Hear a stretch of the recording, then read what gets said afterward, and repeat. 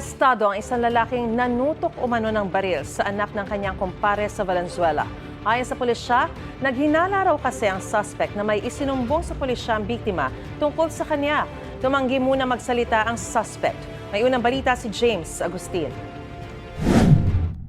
Inaresto ng pulisya ang 43 anyos sa truck driver na inireklamo ng panunutok ng baril sa anak ng kanyang kumpare sa Barangay Karuhatan, Valenzuela City. Ayon sa pulisya, naglalakad ang 23 anyos na biktima nang kumprontahin ng sospek. Tinanong ng ating biktima kung bakit at bigla na lamang nagalit yung ating suspect at sinabi na bistado ka na. Alam ko na yung mga pinagsasasabi mo.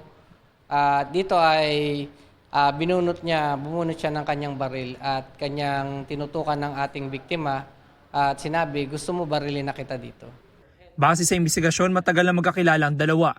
Ang ugat daw ng komprontasyon, tamang hinala. Pinaghihinalaan niya ang ating biktima na nagsusumbong ng illegal na aktibidad, kagaya ng paggamit ng illegal na droga sa lupang binabantayan ng kanyang ama.